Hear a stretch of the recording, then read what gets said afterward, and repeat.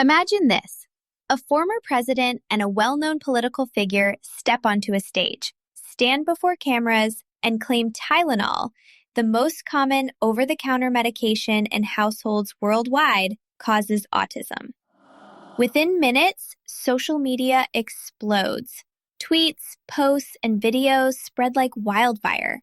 Fear rises, confusion deepens. And once again, science finds itself twisted into a political weapon. But is there any truth behind these claims? Or are we watching another case of misinformation dressed up as fact? Let's unpack the reality, cut through the noise, and look at what the science actually says. The controversy started when Robert F. Kennedy Jr. and former President Donald Trump held a press conference. Their message was alarming. They suggested that Tylenol, a medication millions of people, including pregnant women, use every single year, could be linked to autism. The problem? Their statements weren't just misleading. They were dangerously oversimplified. Trump declared boldly, "Don't take Tylenol. There's no downside. Just tough it out." But science doesn't work on gut feelings, and medicine isn't about toughing it out. Every treatment carries risks and benefits, and pretending otherwise can have serious consequences, especially for pregnant women. Untreated fevers, for example, are known to increase the risk of birth defects like neural tube disorders and congenital heart issues. So when leaders dismiss Tylenol as unnecessary, they're ignoring the very real dangers of leaving fevers untreated. But here's where things get complicated. RFK Jr. pointed to a body of research, some studies from Harvard and Mount Sinai, that appeared to show a possible link between acetaminophen, the active ingredient in Tylenol, and autism. On the surface, that sounds terrifying.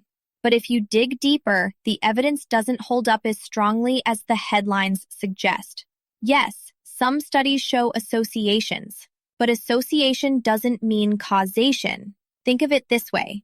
People who take Tylenol during pregnancy often take it because they're sick, with fevers, infections, or pain. Those underlying illnesses themselves could be the real factor influencing developmental outcomes, not the Tylenol. In science, we call these confounders.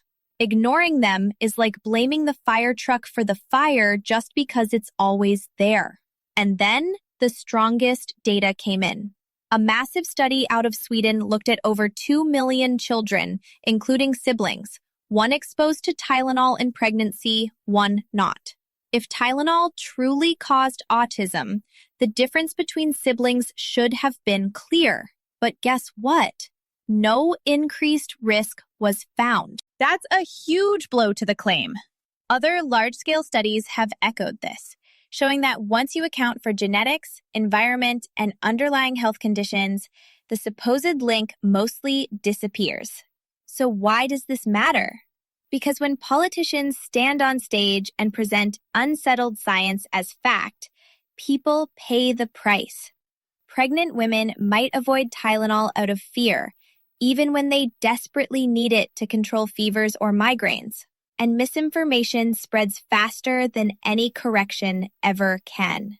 The press conference framed the Tylenol autism debate as if the case was closed, when in reality, researchers themselves continue to call for further study. Here's another key point. If Tylenol use in pregnancy has remained stable or even decreased over the past few decades, but autism rates have continued to rise, how could Tylenol be the smoking gun? The math simply doesn't add up. Autism is a complex condition influenced by genetics, environment, and possibly other unknown factors.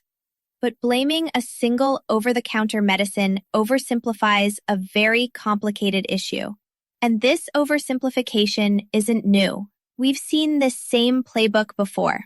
First, vaccines were falsely accused of causing autism, a claim debunked by decades of research. Now, the narrative shifts to Tylenol.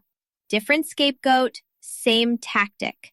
Cherry-pick just enough evidence to scare people, then amplify it for political gain. So what should you take away from all this? If you're pregnant or planning to be, don't panic. The best medical advice remains the same. Use the lowest effective dose of Tylenol for the shortest time possible and only when needed. That has always been the standard, long before this press conference ever happened. And if you have concerns, speak directly with your healthcare provider instead of relying on political press events. Because science should be about clarity, not confusion. At the end of the day, the Tylenol autism debate highlights something bigger: the dangerous intersection of politics and science. When leaders distort medical research to score points, trust in science crumbles. And once that trust is broken, rebuilding it becomes nearly impossible.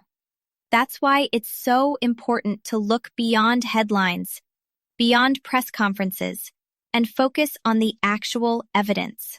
So the next time you see a bold claim online, pause. Ask, is this science? Or is it spin? Because your health, your choices, and your future deserve more than political theater. Stay informed, stay skeptical, and most importantly, stay safe.